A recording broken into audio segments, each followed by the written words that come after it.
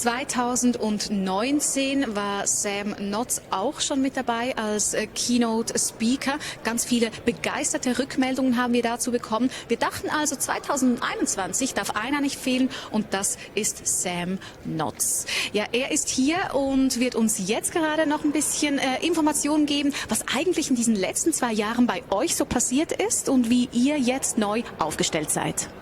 Ja, ganz herzlichen Dank. Also wir haben vor gut 2 Jahren über die Vision gesprochen und da ging es darum, Schweizer Berufsbildung ins Ausland zu bringen. Gibt es da überhaupt ein Potenzial dazu? Und wir haben herausgefunden, da gibt es ein Potenzial. Und wir haben vor gut einem Jahr die Global Swiss Learning gegründet und arbeiten heute mit verschiedenen professionellen Top-Fachschulen in der Schweiz zusammen.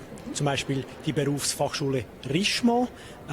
Die Richemont ist die ODA, ein Verlag, und die Richemont ist auch das Kompetenzcenter für die ganze Bäckerei- und Confiseure-Branche. Und zusammen entwickeln wir jetzt Kurse, die zu einem großen Teil digital sind und zu einem Teil dann immer noch im praktischen, sage ich jetzt mal, Frontalunterricht stattfinden vor Ort. Du hast es ganz kurz angesprochen, du hast 2019 bereits von eurer Vision gesprochen, wo China ein ganz großes Thema war. Wir haben diese 2 Jahre erlebt in einer sehr großen weltweiten Krise, einer Pandemie.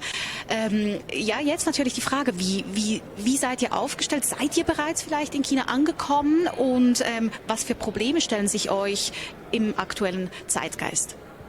Ja, vielen Dank. Ich glaube, ich möchte gar nicht mit den Problemen beginnen, sondern ich möchte eigentlich erzählen, dass es uns sehr viel Rückenwind gegeben hat. Wir haben eigentlich vor 2 Jahren darüber diskutiert, sind Eltern bereit, die Ausbildung ihrer Jungen zu finanzieren, ihrer Kinder zu finanzieren, wenn das im großen Teil digital abgedeckt wird. Und wir finden heute, dass die Eltern da nicht mehr nur dazu bereit sind, sondern aufgrund der Krise, die wir hatten, sogar fordern, dass die Schulen das anbieten, weil sie möchten nicht in was investieren, das dann nicht funktioniert. Also von dem her haben wir ein bisschen Rückenwind gekriegt. Wir haben auch mit den Schulen in der Schweiz, die wir zusammenarbeiten, für die ist die Richtung auch klar. Also die geht richtig digitalen Einsatz von verschiedenen Medien. Auf der anderen Seite haben wir die Zeit auch genutzt, jetzt in diesen Ländern mit den Teams, die wir Gott sei Dank vor Ort haben. Nur weil wir sie von Ort haben, konnten wir auch mit den Schulen sprechen.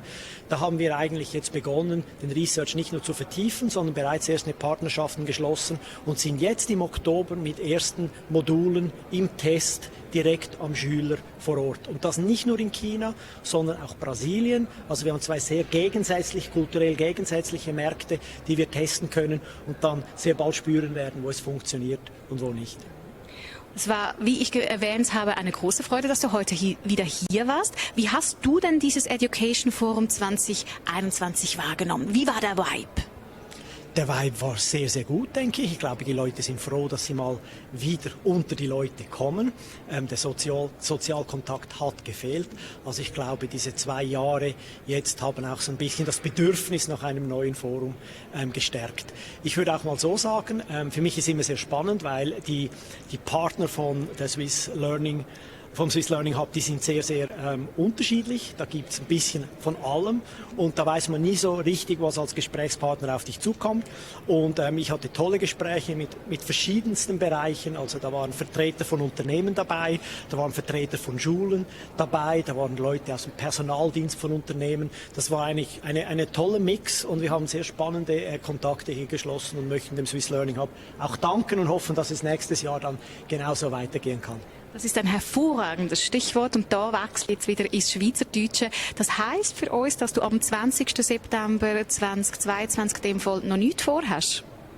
Ich habe etwas vor, wenn ich wieder eingeladen werde und wenn nicht, habe ich noch nichts vor. Also, es ist beim Swiss Learning Hub. Du bist eingeladen. Danke vielmals, Sam Notz, VR und CEO von Swiss Global. Global Swiss Learning. Global Swiss Learning. Danke vielmals. Danke.